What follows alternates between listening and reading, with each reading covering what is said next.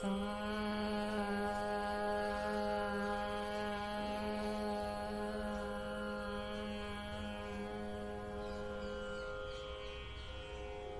സാ. നമ്മൾ പാടുന്ന ശ്രുതി അതേതായാലും ആ ശ്രുതി വെച്ച ശേഷം സാ പ്രാക്ടീസ് ചെയ്യുക. ഈ സാ പ്രാക്ടീസ് ചെയ്യുക എന്ന് പറയുന്നത് പല രീതിയിൽ ഇമ്പോർട്ടൻ്റ് ആണ് ഒരു സിംഗറിനെ സംബന്ധിച്ച്.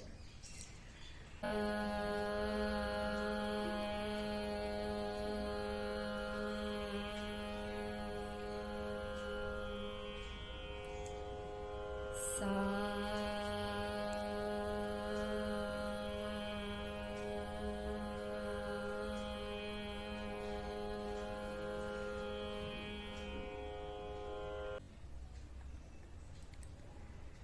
നമ്മുടെ ശ്രുതിയുമായിട്ട് നല്ല രീതിയിൽ അലൈൻ ആവാൻ വേണ്ടിയിട്ടും നമ്മുടെ മനസ്സിൽ ആ സാ രജിസ്റ്റർ ആവാൻ വേണ്ടിയിട്ടും അങ്ങനെ പല രീതിയിലാണ് ഇതിൻ്റെ ഒരു ഗുണം എന്ന് പറയുന്നത്. ശരിക്കും പറഞ്ഞാൽ സപ്തസ്വരങ്ങൾ നമ്മുടെ ശ്രുതി വെച്ചിട്ട് സപ്തസ്വരങ്ങൾ പ്രാക്ടീസ് ചെയ്യണം. ഓരോ സ്വരവും മണിക്കൂറുകൾ നമ്മൾ ഇപ്പൊ സാ പറഞ്ഞ പോലെ രി ഗ മ പ ധ നി സ, ഇതിങ്ങനെ നമ്മൾ മണിക്കൂറുകൾ ആ ഒരു സിംഗിൾ സ്വരം തന്നെ അതിൽ ലയിച്ച് പ്രാക്ടീസ് ചെയ്യുന്നത് വളരെ ഇമ്പോർട്ടൻ്റ് ആണ്. അതിലും സായ്ക്ക് ഇമ്പോർട്ടൻസ് കൂടുതലാണ്. അപ്പം ഒരു ദിവസത്തിൽ തന്നെ പലതവണ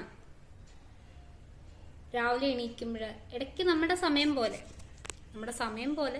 നമ്മുടെ ശ്രുതി ഓണാക്കുക.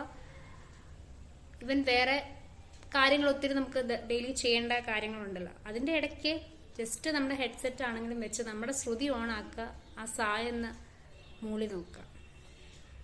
തീരെ സമയമില്ലാത്തവർ അങ്ങനെ ചെയ്യുക. അല്ലാത്തവർ കുറച്ച് ഡീറ്റെയിൽ ആയിട്ട് തന്നെ ഒരു 5-15 മിനിറ്റ് എടുത്ത് തന്നെ ദിവസത്തിൽ പലതവണ ഈ സാ ഇങ്ങനെ പ്രാക്ടീസ് ചെയ്യുക.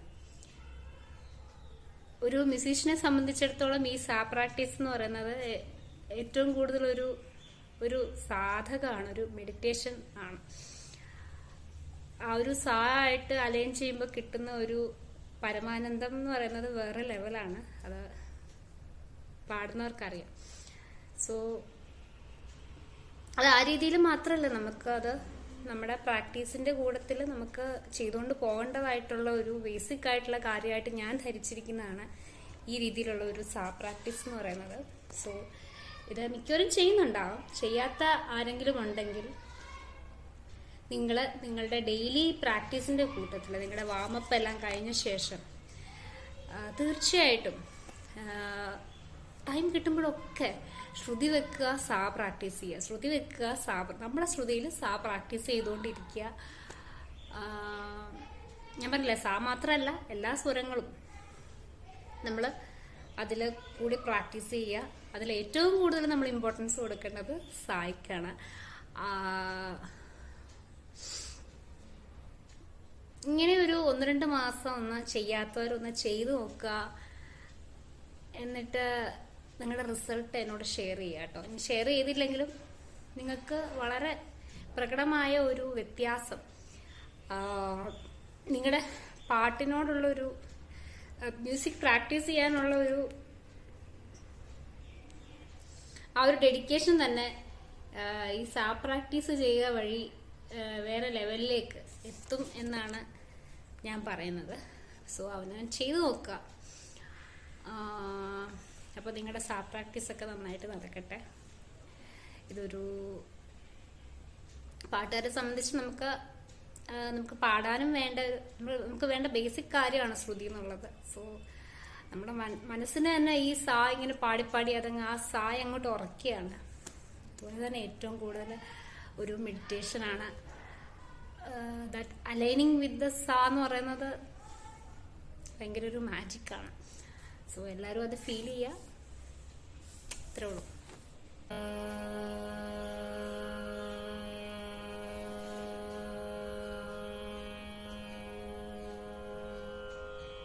സാ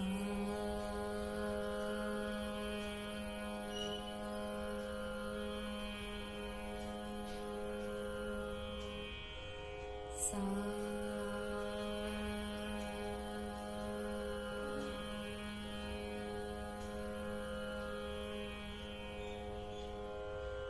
സാ